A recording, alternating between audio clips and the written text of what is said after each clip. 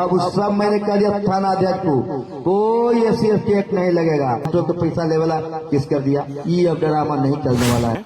मेरे हिसाब से पूरे देश के लोगों को, पूरे बिहार के लोगों को चुल्लू भर पानी इनको भेजना चाहिए, उस चुल्लू भर पानी में ये डूब मरे।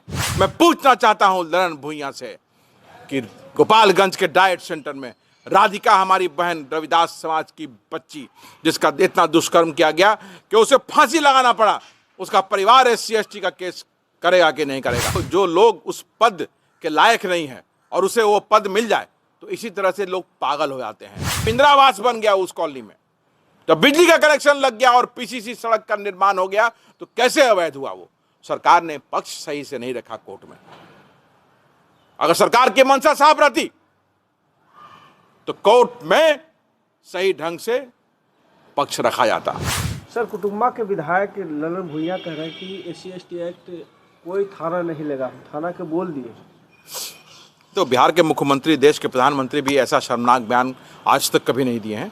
मेरे हिसाब से पूरे देश के लोगों को, पूरे बिहार के लोगों को चुल्लू भर पानी इनको भेजना चाहिए, उस चुल्लू भर पानी में ये डूब मरे, क्योंकि ऐसा शर्मनाक बयान आज तक किसी ने नहीं दिया। मैं आपके माध्यम से पूछना चाहता हूं कि जो हमारा भाई पटना सिटी में मारा गया शत्रुघ्न पासवान, क्या वो SC/ST का केस करेगा कि नहीं करेगा? मैं जानना चाहता हूं ललन भुइयां से कि औरंगाबाद में जो 15 वर्षीय पूजा, जिसका बलात्कार, जिसका दुष्कर्म करके उसके झोपड़ी में ही उसको दुष्कर्मियों ने लटका दिया था, क्या वो SC/ST का केस करेगी कि नहीं करेगी? उसका परिवार करेगा कि नहीं करेगा? मैं पूछना चाहता हूं ललन भुइयां से कि गोपालगंज के डाइट सेंटर में राधिका, हमारी बहन रविदास समाज की बच्ची, जिसका इतना दुष्कर्म किया गया कि उसे फांसी लगाना पड़ा, उसका परिवार SC/ST का केस करेगा कि नहीं करेगा? पूरे बिहार में हमारे रविदास पासवान, मुसहर, भुइयां, वाल्मीकि समाज के लोगों का शोषण, अत्याचार और उनके खून से धरती को लाल कर दिया रहा है। क्या उनके परिजन SC/ST का केस पैसा लेने के लिए करते हैं?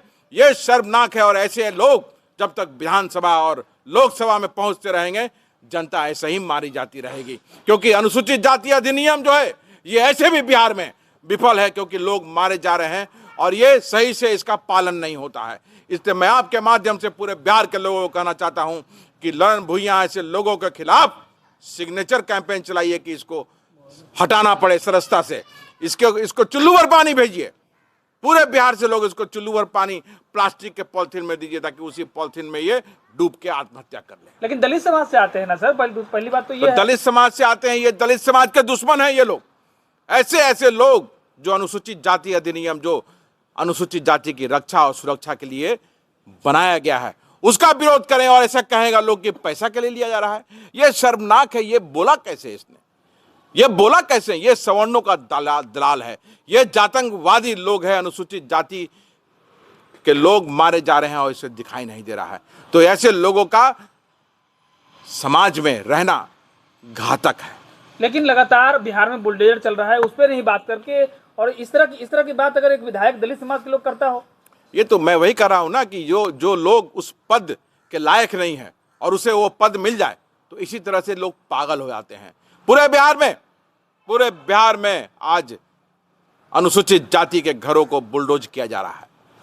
आपने वोट लिया, पॉलिटिकल घूस दे करके, 10,000 रुपए दे करके गरीबों का, अनुसूचित जाति का वोट लिया, और वोट लेने के बाद, तुरंत सरकार बनने के बाद हमारे पासवान, रविदास, मुसहर भाइयों के घरों को बुलडोजर किया जा रहा है। नहीं भूलेगा यह समाज जो घर बुलडोजर किया जा रहा है, जो घर तोड़ा जा रहा है।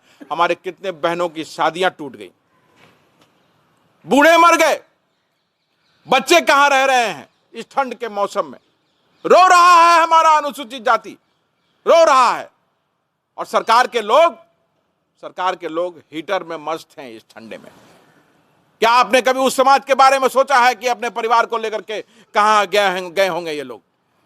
और आप हाई कोर्ट की आड़ में बुलडोजर कर दिया गया। अगर आपको लगता है, हाई कोर्ट को लगता था कि अवैध था, तो आप ऊपरी कोर्ट में जाते, रोकते। हाई कोर्ट के आदेश पे डबल बेंच में अलग अलग बेंच बने हुए हैं, उस आदेश को बदलने के लिए, रोकने के लिए। क्या सरकार गई? क्योंकि सरकार की मंशा सही नहीं है, इसलिए सरकार नहीं गई। और अवैध कैसे हो गया? जब इंदिरा आवास बन गया उस कॉलोनी में, जब बिजली का कनेक्शन लग गया और PCC सड़क का निर्माण हो गया, तो कैसे अवैध हुआ वो? सरकार ने पक्ष सही से नहीं रखा कोर्ट में। अगर सरकार की मंशा साफ रहती तो कोर्ट में सही ढंग से पक्ष रखा जाता। और ये अफसोसजनक है कि आज हमारा दलित समाज के घरों को बुलडोजर कर दिया गया और उस सड़क पे आ गए।